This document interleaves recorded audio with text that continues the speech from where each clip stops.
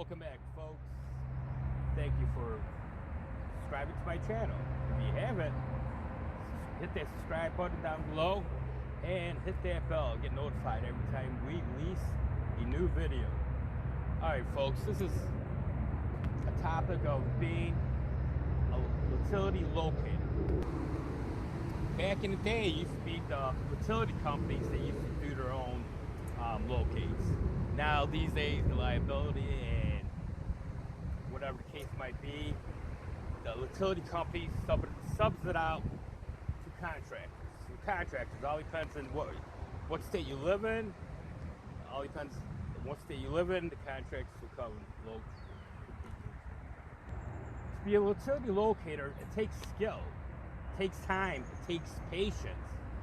There's stress involved. I mean, it's not that easy as someone looking at someone. For you guys looking at a utility locator locating out there on the public right-of-ways, whatnots. And they make it look easy, but it's not as easy as you guys think it is. There's a lot of skills involved. And these guys out there that makes it look easy, they have experience. They've been doing it 3, 4, 5 years and above. And that's why they make it look easy, because they know their job.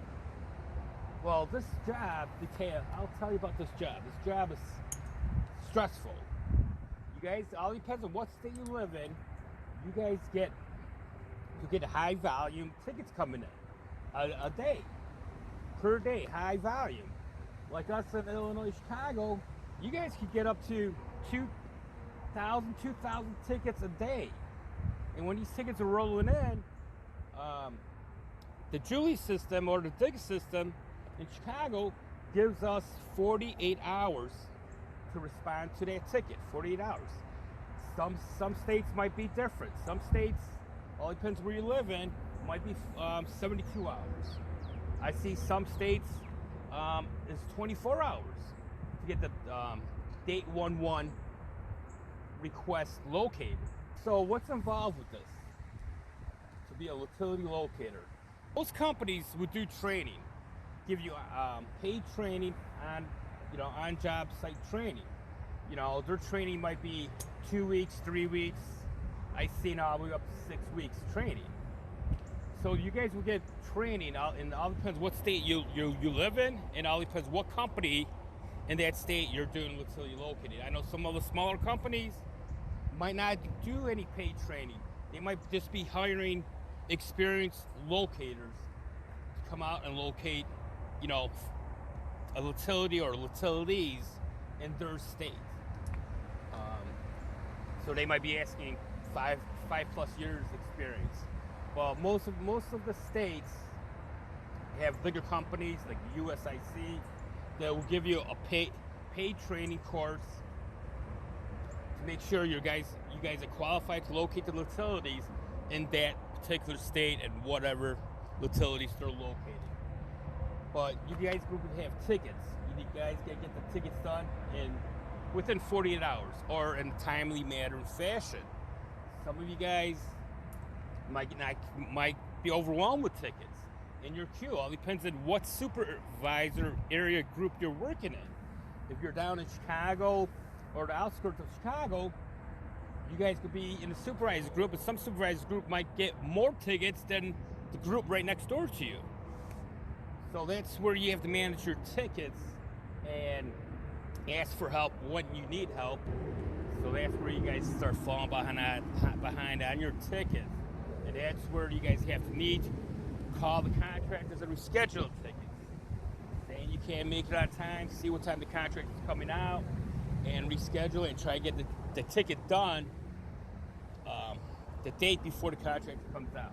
I work 6 days a week, 5 days a week. All depends on the volume of your tickets.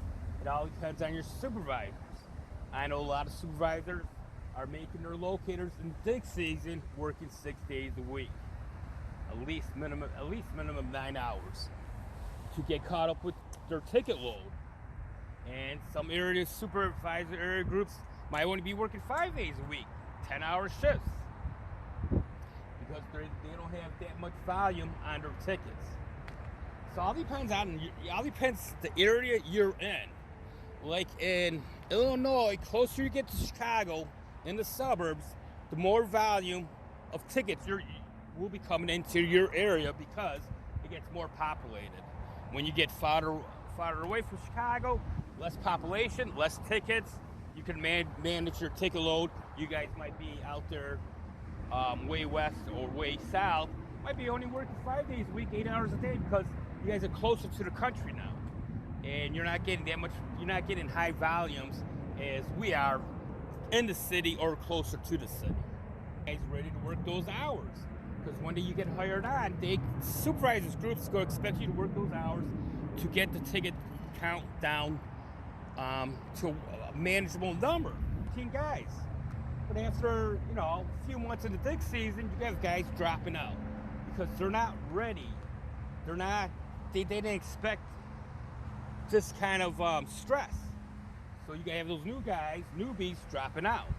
And some supervisor group areas might come down from 14 guys in dig season, and a few months later in dig season, heart of dig season, down to 8 guys. Now it puts more load on you. You got to do more work now. Now you got to work longer hours to manage those loads, the ticket load that's volume that's coming in from the other 2 guys that quit. It's on call. You guys have to do a rotation of on call. It's 24/7. All depends on your supervisor, how they do the on call. But most supervisors, how they do the on call, you're on a week off. And the rotating on call 24/7. So when you're on call, if you have 13 guys, you could be off 12 weeks. And then the 13th week, you're back on call 24/7. When the phone rings, the supervisor expects you to answer the phone, go out there, do the request of the 811 request, emergency request, and get it completed. One of those guys drop out. You're 12 weeks that you're off, now you're down to 11 weeks because you get bumped up 1 week because of that guy dropping out. So when that guy quits, drops out, your rotation can come from 12 weeks, comes to 11 weeks now. Now you're off 11 weeks. Now if you get 4 guys dropping out, you're bumping up and now you're moving up. Now from 11 weeks, you can be every 9 weeks. 8 weeks, you're back on call. So you got to keep that in mind. If you're in a good supervisor group and you get 14 guys and they stick with it, and don't drop out in dig season, then you're fine. Every 13 weeks, you could be on call on the 14th. And the other thing about utility locating, you got working days like this. Days that's muggy, gloomy, rainy. They expect you to come out and do the utility locate in the rain. Yes, folks. So if you don't already have it, the company doesn't supply you rain jackets, go get yourself a pair of rain jackets because you're going to work in the rain. Those supervisors go expect you to get those tickets done because, like I said, the ticket volume comes in daily through the 811 request. It doesn't stop because it rains. It comes in. And you got 48 hours to complete those tickets or trying to reschedule those tickets. So on those rainy days, folks, they go expect you out there, get soaking wet, and get the job done. And that's where you go out there, you flag it, you take pictures, document everything to get those requests done. So that's another part of being a utility locator. You got to work in the rain. If it's snowing outside, you are working in the snow. If the snow's 3 feet tall, you're out there, you're crawling in, you're digging out manholes, you're digging out handholds, you're digging out, trying to get access to that thing. You're digging out in the snow, trying to, get access to your utilities, so you can locate the utility lines. So yes, you got to work in all kinds of weather, folks. So if you think about becoming a utility locator, keep that in the back of your mind. You go be working in the rain, in the snow, in the heat. I'm sure there'll be fellow locators below commenting about working in this kind of conditions, call the contractor, reschedule it, explain to them it's rainy that day. If I put marks down, the marks won't stick because it's downpouring like cats and dogs. Contractors will work with you, and they'll say, yeah, mark it the next day, or mark it on 3 days later. You know, so it buys you some time. But you got to make sure you get those tickets located when the contractor says they're coming out to do it. Because when they come out of the job site and their job's not completed, they're going to be pissed off. And then they're most likely, next time you call them, they won't work with you. They'll tell you just go mark the ticket when the ticket's due. So I always try to change their start time and date in the rainy days. So if their start time and date is on the 8th at 12 o'clock, I try to have a contract with them, a verbal contract, changing their Julie request or digger request or 811 request to a different date. And a lot of companies won't tell you this either, folks. As soon as you talk to the contractors and you guys agree on the date that the job will get completed, you're changing that 811 request now. You got a verbal contract with the contractor saying you're changing from July 8th to July 11th at 12 o'clock. So all that changed, and you have a verbal contract with that contractor. So anytime you guys do that, make sure you guys reschedule. When you guys reschedule a ticket, make sure you guys put that in your ticket notes. So it's documented in your ticket notes, because that's a binding contract. It's a verbal contract between you and that contractor. And as long as you have that in your ticket notes, your supervisor doesn't have nothing, he has nothing to say. He will be on your side. He's agreeing to you because you legally have a binding contract with that contractor. So those are the rainy days. I know, folks, I'm missing a lot. I'm trying to keep this video short, but you got the ticket volume, you got the weather, bad weather, snow, rain. You're on call 24/7 when it's your time, rotating on call. I know there's a bunch more I'm missing, but I want to keep this video short. Just give you guys a little taste of what we go through on a daily basis. So it's not that easy as people think. It's a stressful job. Some companies pay well, some companies pay average, some companies pay the minimum scale. All depends on what state you're living in.